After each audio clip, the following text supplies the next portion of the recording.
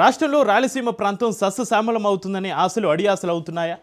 సముద్రాల్లో కలిసే నదీ జలాలని రాయలసీమ ప్రాంతానికి వినియోగిస్తే తెలంగాణ రాష్ట్రం ఎందుకు అడ్డుపడాల్సి వస్తుంది? కేంద్రం సైతం నదుల అనుసంధానానికి అనుకూలంగా ఉన్నప్పటికీ రాష్ట్రాల మధ్య సమన్వయ లోపం ఎక్కడ వస్తుంది?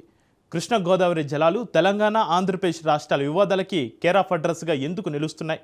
ఇప్పటికే జిల్లాల పునర్విభజనలో భాగంగా రాయలసీమ నుంచి వ్యతిరేకత వస్తున్న నేపథ్యంలో తాజాగా రాయలసీమ లిఫ్ట్ ఇరిగేషన్ అంశం కూటమిని ఇరకాటంలో పడేసిందనే చర్చ రాష్ట్ర రాజకీయ వర్గాల్లో హీట్ రాజేస్తోంది.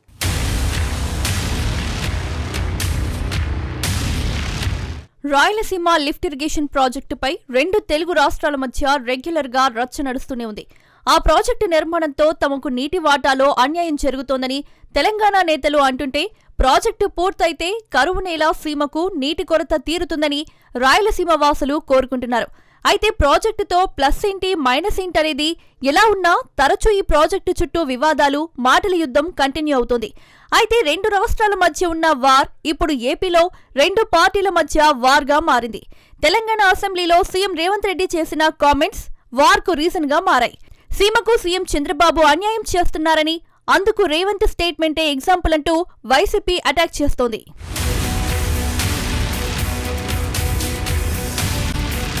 నదీ జలాల వివాదాలు తెలుగు రాష్ట్ర రాజకీయాలకి వేదికగా నిలుస్తున్నాయట. రాయలసీమ లిఫ్ట్ ఇరిగేషన్ పై తెలంగాణ ఒత్తిడితోనే ఏపీ ప్రభుత్వం వెనక్కి తగ్గిందని చేసిన వ్యాఖ్యలపై ఏపీ పొలిటికల్ సర్కిల్స్ లో చర్చనీయాంశంగా మారుతుంది. 4 గోడల మధ్య చంద్రబాబుతో జరిగిన చర్చల్లో భాగంగా రాయలసీమ లిఫ్ట్ ఇరిగేషన్ ప్రాజెక్టుపై వెనక్కు తగ్గి రాయలసీమకి తీరని అన్యాయం చేశారని ప్రతిపక్షం ప్రజల్లోకి బలంగా తీసుకెళ్తోందని టీడీపీ వర్గాల్లో చర్చ జరుగుతోందట. మరోవైపు ఎమ్మెల్యేలు, మంత్రులు ఈ విషయాలని తిప్పికొట్టడంలో ఆలస్యం చేస్తున్నారని అధిష్టానం అసంతృప్తిగా ఉందని సమాచారం. 2020లోనే రాయలసీమ ఎత్తిపోతల పథకాన్ని నిలిపివేశారని అధికార పార్టీ నాయకులు కౌంటర్ ఇవ్వటంలో ఆలస్యం జరిగితే మాత్రం ప్రతిపక్షానికి మరొక పీపీపీ విధానంలా మైలేజ్ వచ్చే అవకాశాలు ఉన్నాయని పొలిటికల్ సర్కిల్స్ లో చర్చ మొదలైందట.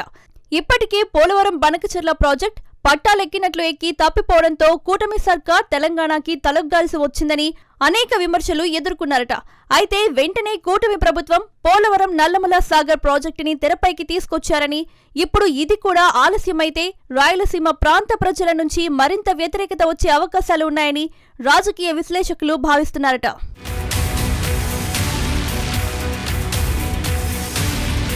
కూటమి సర్కార్కి రాయలసీమ ప్రాంతం నుంచి 2024లో మంచి మెజారిటీ రావడంతో ఆ ప్రాంతాన్ని సస్యశ్యామలంగా మార్చే పనిలో ప్రభుత్వం ఉన్నప్పటికీ పక్క రాష్ట్రం నుంచి చుక్కెదురవుతున్న పరిస్థితులు వస్తున్నాయట. ఇలాంటి పరిస్థితుల్లో సీఎం చంద్రబాబు ఒక్కడే రెండు తెలుగు రాష్ట్రాలు బాగుండాలని కోరుకుంటే సరిపోదని, పొరుగు రాష్ట్ర సీఎం సైతం అలాగే కోరుకుంటే తప్ప మార్పు రాదని పొలిటికల్ సర్కిల్స్ లో చర్చ జరుగుతోందట. ఇప్పటికే శ్రీశైలం నుంచి విద్యుత్ ఉత్పత్తి కోసం పొరుగు రాష్ట్రం నీటిని ఖాళీ చేస్తోందని, వీటికి ప్రభుత్వం రాయలసీమ ప్రాంత ప్రజలకి ఎలాంటి సమాధానం చెప్పలేక మౌనం వహిస్తోందని ప్రతిపక్షం బలంగా వాదనలు వినిపిస్తోందట. అయితే వీటన్నిటినీ అధికార పార్టీ నాయకులు, రాయలసీమ ప్రాంత నాయకులు తిప్పికొట్టడంలో విఫలమవుతున్నారని సీఎం చంద్రబాబు అసంతృప్తిగా ఉన్నారట.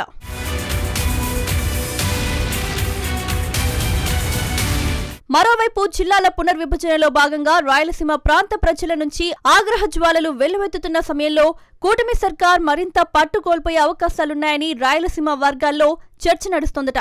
2024లో రాయలసీమ నుంచి కూటమికి వచ్చిన భారీ మెజారిటీ నుంచి ఈసారి జరగబోయే ఎన్నికల్లో భారీ సీట్లు కోల్పోయే అవకాశం రాబోతోందని రాజకీయ విశ్లేషకుల్లో జోరుగా చర్చ జరుగుతోందట.